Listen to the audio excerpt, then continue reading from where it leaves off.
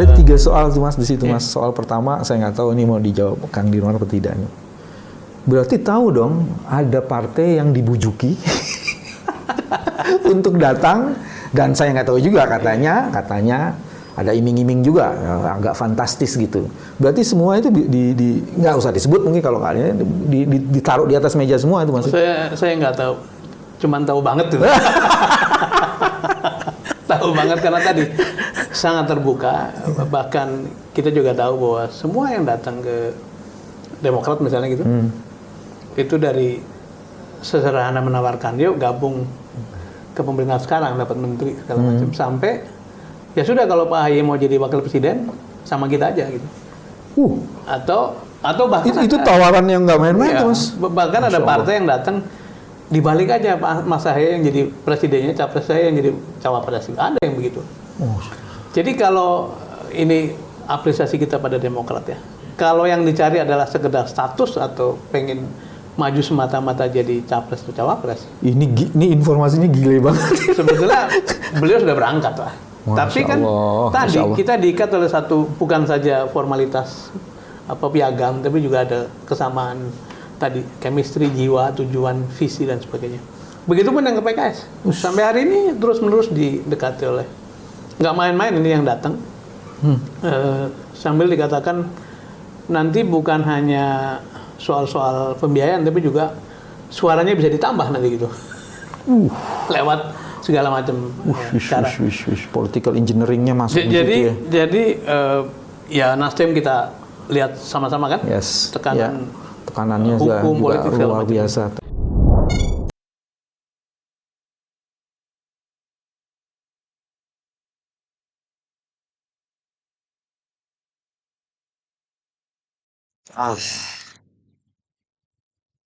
Itu tadi kawan kita dengar perbincangan ya Pak Wijayanto dengan Pak Sudirman Said.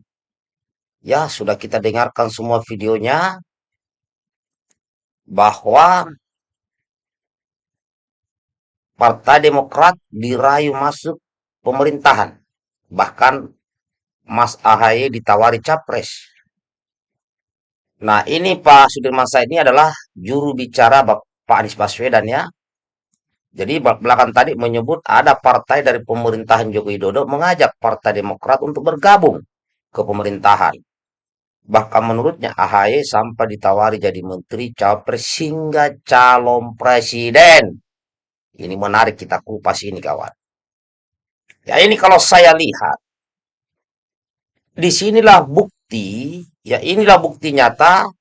Ya sebentar. Inilah bukti nyata bahwa Pak AHY ini, Mas AHY ini adalah bukan tipe ya, bukan tipe seorang pengkhianat. Kenapa saya katakan begitu? Pak AHY ini diiming-imingi jadi menteri, jadi cawapres, bahkan jadi capres. Tapi kembali lagi, dasar sifat jiwa daripada Mas AHY ini bukanlah tipe yang bermental pengkhianat, yang begitu saja meninggalkan sesuatu tanpa alasan yang berarti. Disinilah ditunjukkan kita semua bahwa Mas AHY bukanlah sosok anak bangsa yang gila jabatan. Ya, ini bisa terjadi karena pemikiran Mas AHY sudah sangat cocok dengan pemikiran Bapak Anies Baswedan terkait kondisi bangsa ini dan harapan bangsa di masa depan. Yaitu suatu perubahan untuk perbaikan yang selama ini didengung-dengungkan oleh Bapak Anies Baswedan terkait perubahan itu. Di antaranya adalah kesetaraan. Ini mau dirubah.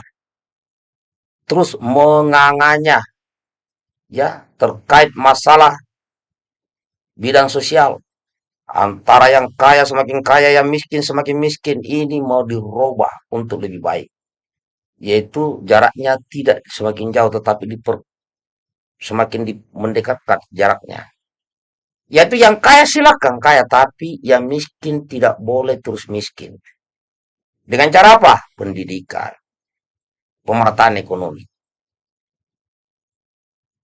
Termasuk perubahan apa lagi? Keadilan.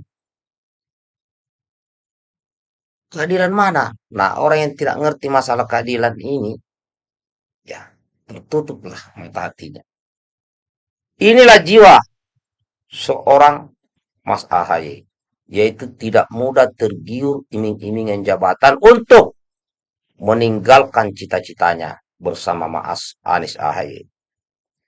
Maka itu, wahai sahabatku rakyat Indonesia, mari kita terus kawal kedua orang ini. Bapak Anies Baswedan dan Mas AHY, kita kawal terus.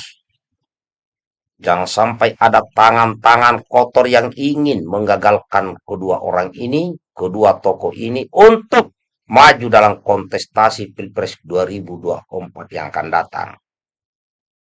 Kita sudah tahu semua, Partai Nasdem digoyang, Partai Demokrat digoyang, yang susah digoyang ini PKS. Ya mungkin PKS ini bingung orang, ya cara menggoyangnya ini PKS. PKS juga termasuk partai yang tidak mudah diiming-imingi. Saya tahu itu, saya sering mendengar cerita tentang PKS.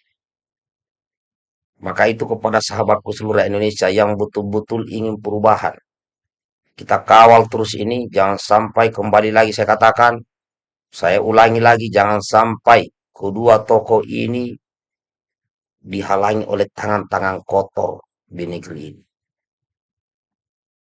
Belum lagi Partai Demokrat terus ingin dijegal, ingin diambil oleh seseorang yang bukan kader Partai Demokrat, yang tidak punya KTA Demokrat, yang ditandatangani ketua umumnya adalah Agus Harimurti Yudhoyono. Ini mau menjegal, karena kalau Partai Demokrat dijegal, otomatis pasangan Anies AHY gagal ikut Capres 2024. Maka itu kita rakyat Indonesia yang sebagian besar ini yang ingin perubahan. Ayo, kita bersatu kawal ini. Jangan sampai ekonomi kita hanya dikuasai oleh segelintir manusia di negeri ini. Sumber daya alam melimpah ruah. Ini harus dirubah cara pengelolaannya. Jangan sedikit-sedikit mengundang investor asing sebanyak-banyaknya ke negeri ini. Caranya bagaimana? Libatkan rakyat sebagai investor dalam mengelola sumber daya alam. Poin di sini adalah Mas AHY bukan orang yang gila jabatan dan bukan orang yang bertipe mental pengkhianat. Salam perubahan untuk perbaikan. Bagi yang videonya kawan.